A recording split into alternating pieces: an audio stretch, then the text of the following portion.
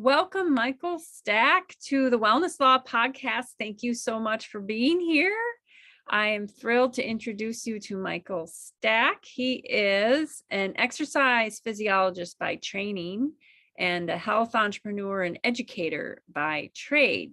Specifically, he owns Applied Fitness Solutions, which is, I guess, a fitness facility or facilities in Michigan. And he teaches at the University of Michigan in the kinesiology department. And why I wanted him to be on this show is because I spoke with him several weeks ago and learned that he is involved with people who are creating standards for the fitness industry, ethical and practice standards, because a lot of people who work in the fitness industry are not licensed. And this is pervasive in the wellness industry. It's not just fitness professionals, it's also coaches who specialize in nutrition or spirituality or mindfulness or relationships. Any kind of coaching. Coaches are not licensed by the states. And so Michael and I had a conversation a few weeks ago about the pros and cons of that. And that's how we got into this discussion of creating standards.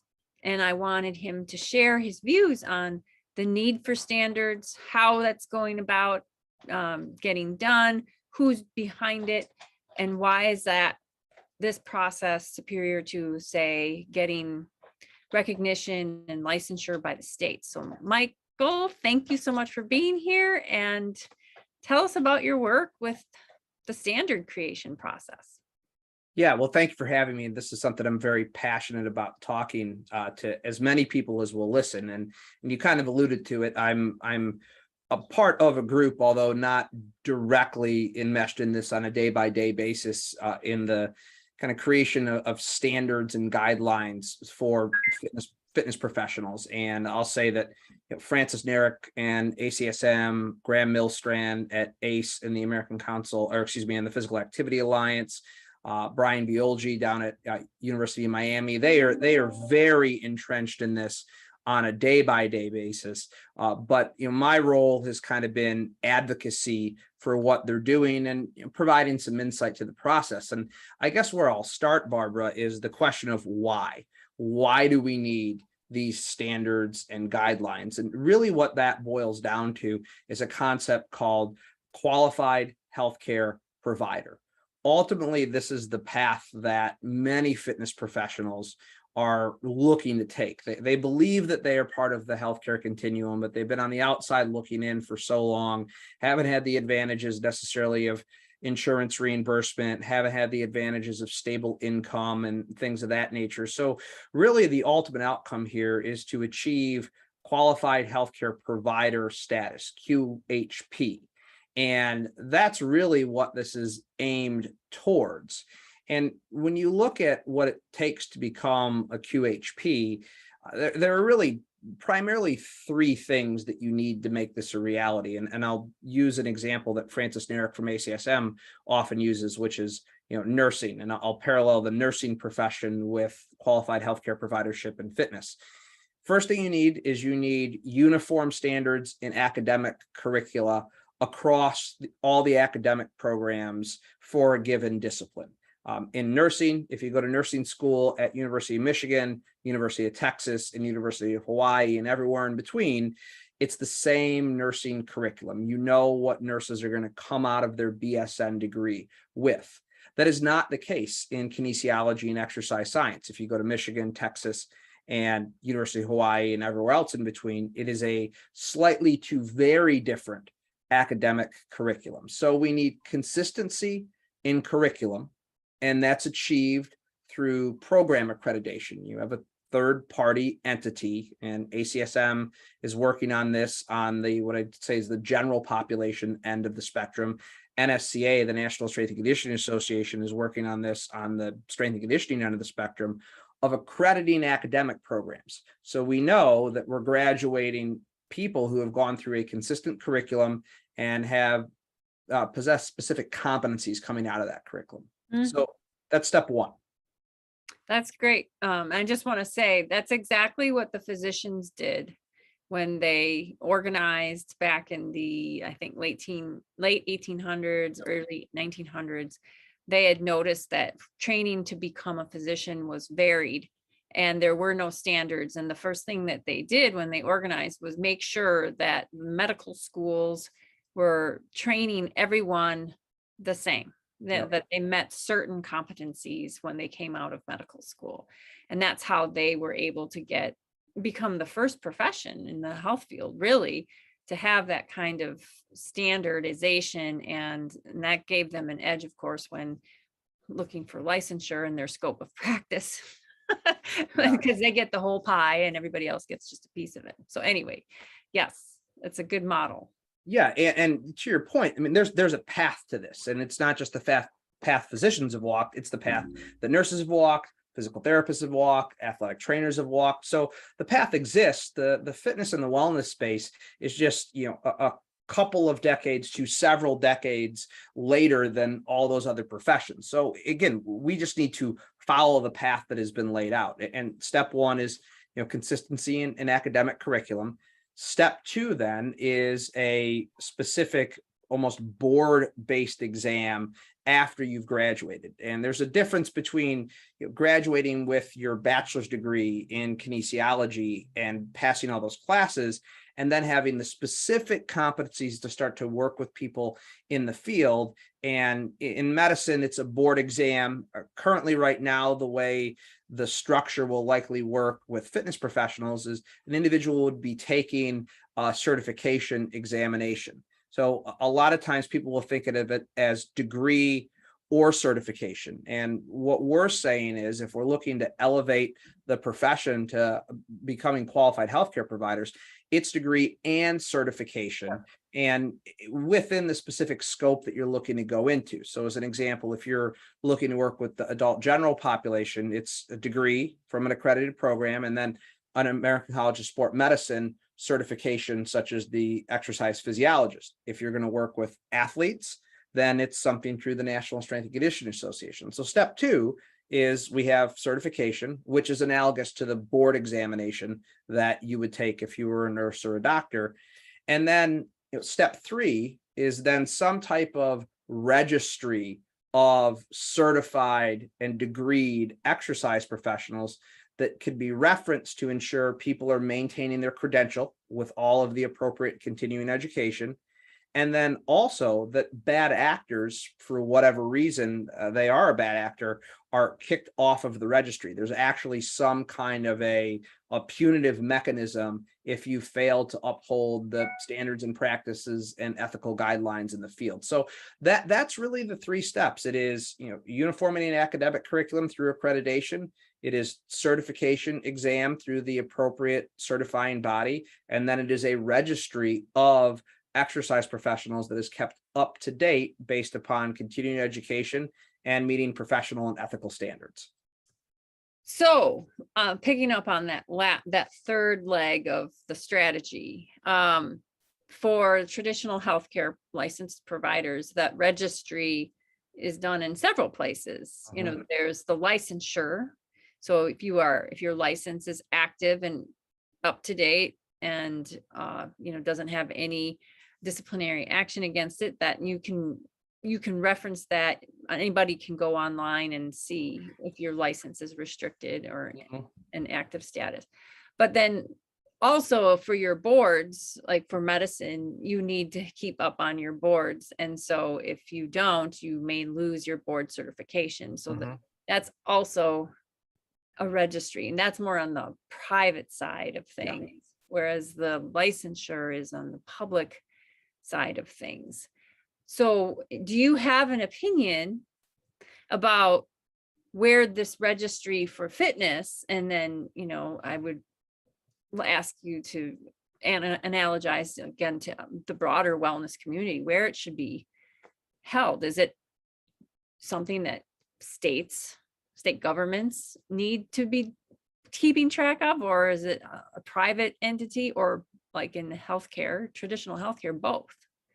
Yeah, I think that's a great question. And of course, I have an opinion, and it's as informative an opinion as I could have on it, but it's certainly complicated. And so I guess the way I'd start the conversation is that we already have existing infrastructure in place to some degree for this registry. There is the U.S. Registry of Exercise Professionals, U.S. Reps. If you Google U.S. Reps, it's there, it exists. All the NCCA certification. So that's not NCAA, that's NCCA. That's essentially an accrediting organization for accrediting organizations. So in the fitness industry, they accredit ACSM and ACE and NSCA and NASM. They automatically feed into that registry. So it automatically exists. It's publicly accessible. And I think that using the existing infrastructure that's in place, I think is a really important starting point for our industry, simply because one, we don't have to build it because it's already there. Two, we're feeding into it.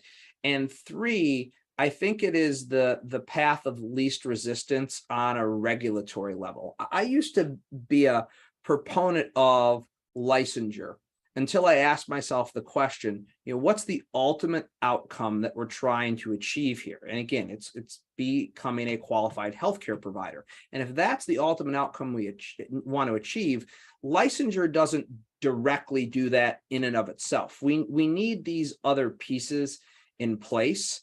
And I think that because of that, because it's not just licensures is the only leg of the stool, if you will, that needs to be there, I think using the existing infrastructure and kind of keeping with this trend that, and again, I'm not as really enmeshed in this world as other people are, but from what I understand, there's a kind of broad recommendation on some level to move away from licensure. I read a white paper that was written for the White House that Graham sent me, and basically said, licensure on some level is kind of constraining, opportunities in certain fields. And, there may be better options. And one of the examples was with the military and portability of licenses between states. And so when I started to really think about it in terms of ultimate outcome, I think the path of least resistance and least unnecessary regulation seems to make sense. And so from that perspective, I'd use the existing private infrastructure that exists to facilitate this registry. And that's a great point that you bring up, because a lot of people in the wellness industry and a lot of my clients of the firm, they practice nationally. They're taking advantage of all of these virtual platforms that are out there. Yeah. Great infrastructure from different companies have been created, kind of all in one packages for intake and record keeping and HIPAA compliant virtual meeting space, even though HIPAA doesn't always apply in wellness. And if you are going to try to obtain licensure, state licensure, as appealing as that sounds, and I've talked with people, clients of my firm who think licensure would be the ultimate goal for their profession. But the downside is then if you want to practice nationally, now you have every single state, you have to pay attention to their licensure requirements. And I've had clients in the traditional healthcare sector who've had licenses in multiple states, and they get into trouble because it's hard to keep track of. Yeah. It's expensive.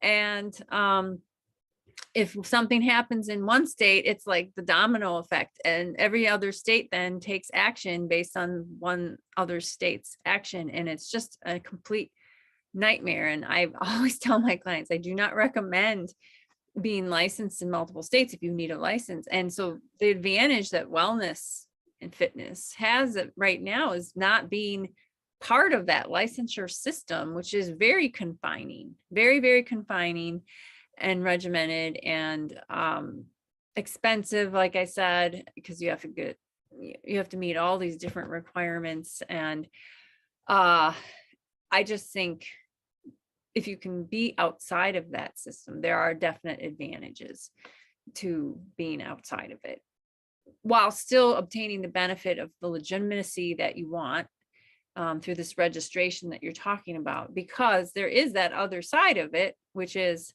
how do people know? How do your clients know? How do liability insurers know? that you are qualified, as you say, a qualified healthcare professional. I don't know if I'd use healthcare professional in the context of wellness, because I think that can invite trouble of scope of practice, but that's another conversation. Yeah, yeah. Yeah. So I like your idea. I'm on board with maybe if we can avoid the state licensure route. I think there are more advantages to that than there are disadvantages. Yeah, I agree. And I just think of it practically speaking, we're talking about having to get 50 states on board if we want to make this a reality. And that seems like a much heavier lift than a pre-existing privately held registry that is openly accessible, that all the major important certifying bodies feed into. It's just, this is going to be a big enough lift as it is. So let's try to make the parts of this that are already existing be something that we use to operationalize this at the end of the day. Yeah. Oh, and the resources that would have to go into, if you Yes. even did think it was a good idea to get recognition as a licensed profession in every single state. One of my earlier podcasts with Jonathan Posey, who's at the Council of Holistic Educators, they're working on a state by state level trying to address legislation that's hurting people who do nutritional counseling. Mhm. And it's super expensive because you have to have somebody kind of monitoring every single state legislature's Yep. actions and inactions, and traveling and testifying, and it takes years and years and years. And my first podcast guest, Diane Miller, she's doing that similar work from the National Health Freedom Coalition. And it's just a lot of work, and it's not going to happen all at once. All 50 states operate on different timelines and different priorities. And yeah, you're talking decades and decades of trying to get the licensure in all 50 states. Whereas if you can just go to a private organization to adopt the standards and do the registry, manage the registry, it'd be so much easier. Without a doubt. Absolutely.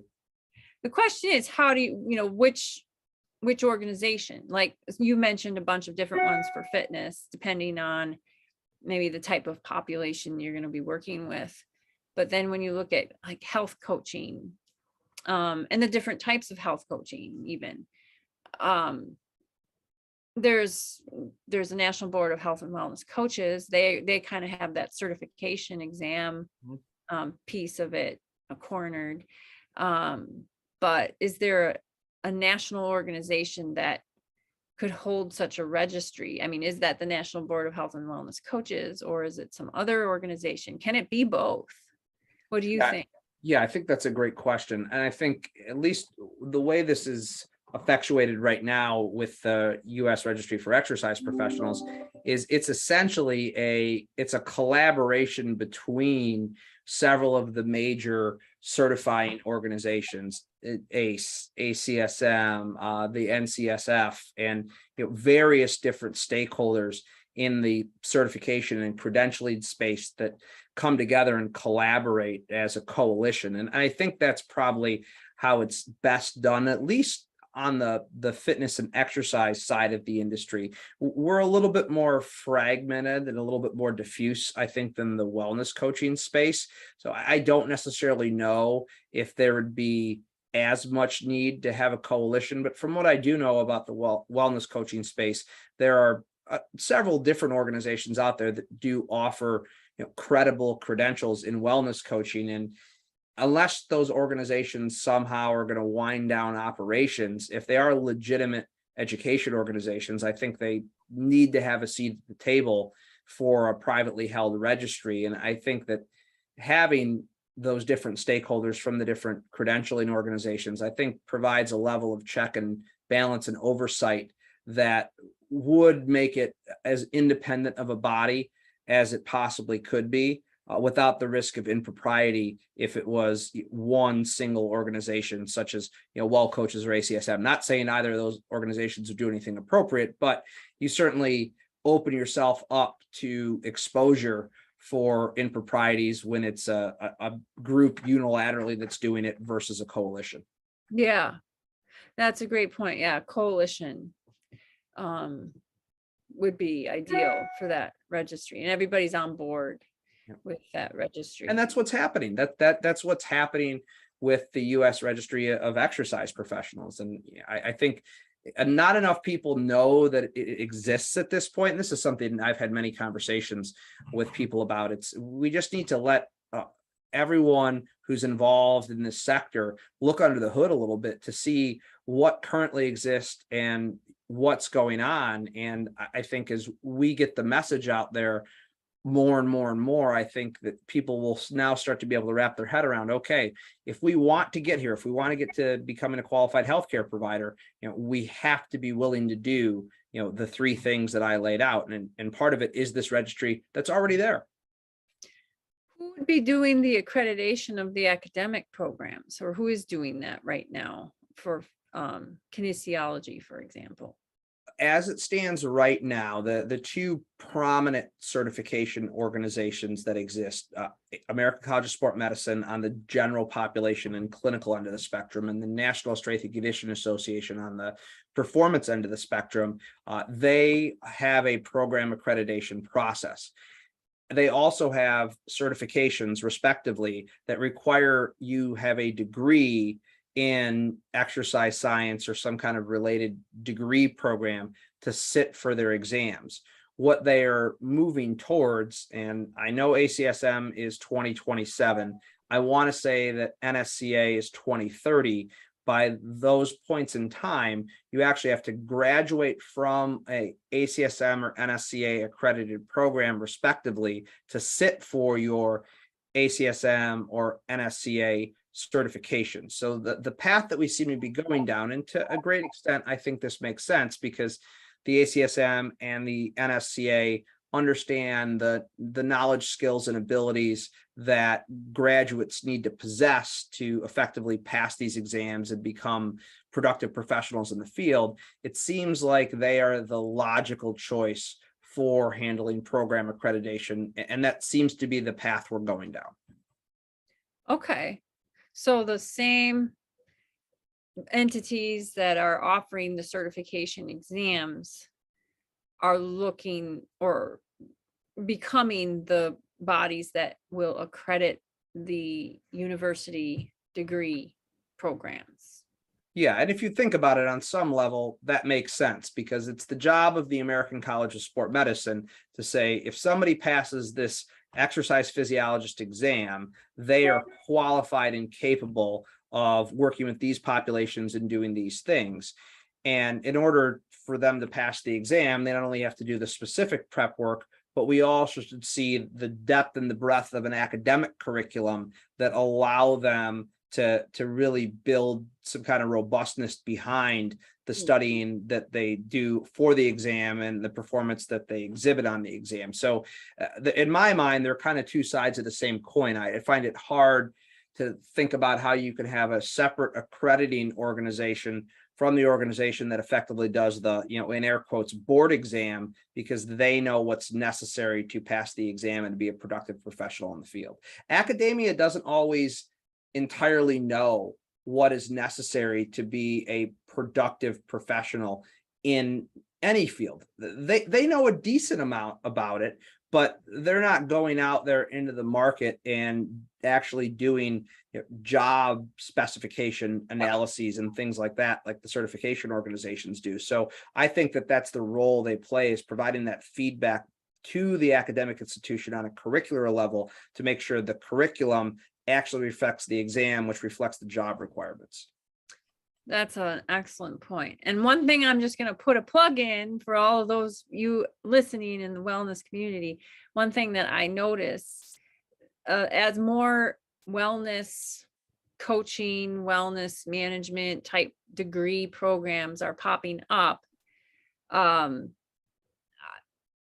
would hope that wellness law would be part of that curriculum, because that is one thing that even in healthcare, some masters in healthcare administration programs don't really have a decent amount of law. In a highly regulated industry like healthcare, you would think that that would be like a necessary Mhm. core course, but sometimes it'll be politics and policy and not law. And I'm telling you, no healthcare administrator wants to wear stripes or orange at any time because they work in healthcare. And the same with wellness. I mean, yeah, you want to make sure you understand the legal landscape. That's a core competency. And so as more universities are looking to build these types of degree programs, because there is a demand out there, make sure you're not forgetting about the legal aspect of it, because I hate it when it's an afterthought. I absolutely hate that. That's my personal bias. Yeah, I agree. And I think it's an important point to be made here is I'm not saying, and you're not saying either, that, we think that, academic institutions don't have a degree of understanding of what their students need. What I'm saying here is that it would behoove all of us to come together with the various perspectives that we have and work collaboratively as a team to ensure that we're graduating individuals who can be impactful and productive in the field. And currently the silos that exist between academia and the professional certifications, they're broad enough at this point that that conversation isn't going on very intensely. And you definitely hear the concerns in the academic realm that, well, we don't want an outside entity, telling us what to do, which I understand that perspective because the people that are in academic institutions are very bright.